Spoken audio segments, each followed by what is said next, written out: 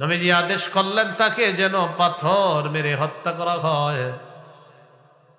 মাইজ ইবনু মালিক গর্তের মধ্যে ওই মাইজকে পাথর মেরে জিনার শাস্তি প্রয়োগ করা হয়, অপবিত্রতা থেকে পবিত্র করার ব্যবস্থা হয়ে যায়।